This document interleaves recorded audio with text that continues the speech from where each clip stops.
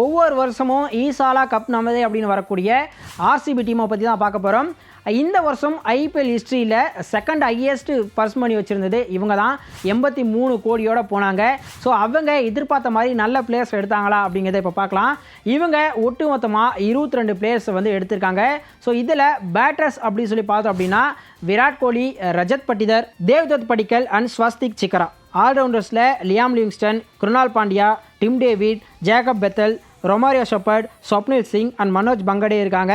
Wicket keepers பொறுத்த வரைக்கும் Jitesh Sharma and Phil Salt 2 wicket keepers இருக்காங்க.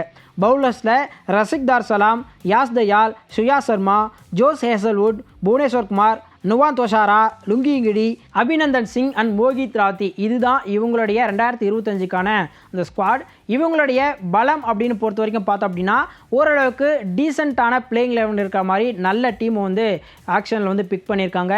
அதுவும் குறிப்பாக சொல்லணும்னா பேட்டிங் ஒரு நல்ல சாலிடான பேட்டிங் லைனப் இருக்குது. Virat Kohli, Phil Salt, Rajat Patidar and Jacob Bethell. So இந்த டாப் 4 பிளேயர்ஸை பார்க்கும்போது ரொம்பவே சாலிடான ஒரு பேட்டிங் யூனிட்டாக தான் தெரியுது.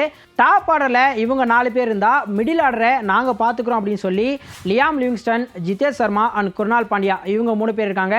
ஸோ பேட்டிங்கை பொறுத்த வரைக்கும் ரொம்பவே ஸ்ட்ராங்கான ஒரு லைனப் தான் இவங்களுது. அதே மாதிரி இவங்களுக்கு ஃபாஸ்ட் பவுலிங்கும் நல்லாவே அமைஞ்சிருக்கு. ஏன்னா சின்னசாமி ஸ்டேடியத்தில் நல்ல பவுலர்ஸ் இருந்தால் தான் மேட்ச் வந்து வின் பண்ண முடியும். ஏன்னா எல்லா டீமுமே சாதாரணமாக 200 ரன் அடிக்கக்கூடிய பிட்ச் அது.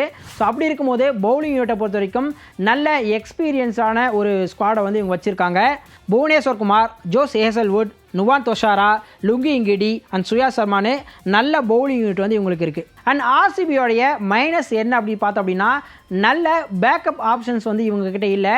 அதுவும் பவுலிங்கில் பொறுத்த வரைக்கும் பார்த்தோம் அப்படின்னா ஏற்கனவே இப்போ புவனேஸ்வர் குமார், ஜோஸ் ஹேசல்வுட் இவங்களாம் இருந்தாலும் கூட அவங்களுக்கு பேக்கப்பாக நல்ல தரமான பவுலர்ஸ் வந்து ரொம்ப கம்மியாக தான் இருக்காங்க.